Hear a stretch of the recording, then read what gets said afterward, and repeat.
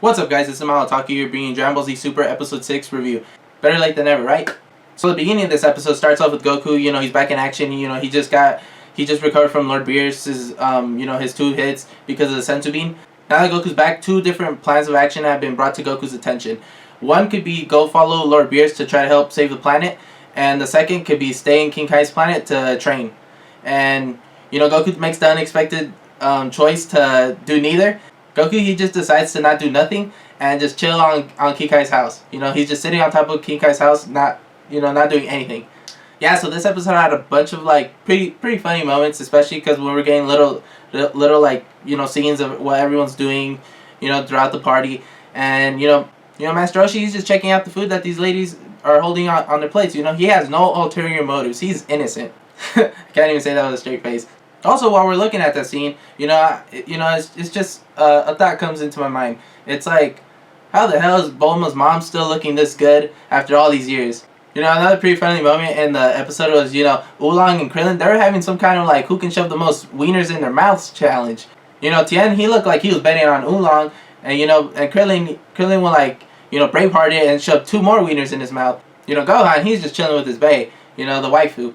Just having a good time. And, Yamcha, still Yamcha, Yamcha's just training, hitting Piccolo's palm. That's a good scale of Yamcha's power level for us. Yeah, we also see Pilaf and his little gang, eating a buffet of food, so good for them. Apparently they haven't had, very much to eat for a long time. And then we get to the good stuff. Lord Beerus and Whis, they show up on Earth, and Vegeta's the first one to find them, but, Vegeta, he's just shitting bricks. Because he finally realizes once he sees Lord Beerus who Lord Beerus actually is, and he has that famous flashback, from the movie. And I think I like this I like Dragon Ball Z Super's interpretation of the flashback better than in the movie, because in the movie it seemed very short, and I like that in this one, Vegeta actually tried to do something, but no, Lord Beerus was too much above him. Lord Beerus, he just curb stomped King Vegeta to the ground and had him groveling at his feet. So it was just really bad, traumatizing sight for Vegeta. And Vegeta, he tried to be brave and proud, and then he went at Lord Beerus, and Lord Beerus be pulling this Conqueror's hockey on Vegeta, and now the flashback comes back to his present time, and same thing. Lord Beerus is still able to has that much control over Vegeta. He's pulling that Conqueror's hockey on Vegeta, getting Vegeta down to the ground without even touching him, just by pure intimidation. So that's pretty crazy to show us the difference in parallels between Vegeta and Lord Beerus. I wonder if Lord Beerus could have done that to Goku. So yeah, Vegeta knows what his job is. He's got to keep Lord Beerus' temper on check. He's got to make sure that nobody bothers this guy, man. Yeah, so Bulma walks in, and Bulma invites them to the party. And Lord Beerus, biggest two-face in the Dragon Ball Z verse so far. As soon as he sees everybody at the party, completely nice guy, just waving hello to everybody, greeting them politely. It's pretty funny. Vegeta's freaking out. He even hides under a bush, that big stereotype cliche. Another pretty funny moment of the episode was, there's a little conversation between Yamcha and Lord Beerus, and I was like, Yamcha, just stop. It's like, are you serious? Just stop. And about, I'm one of the best fighters at this place. It's like, Yamcha, you might be below, who should I even say? Chatsu.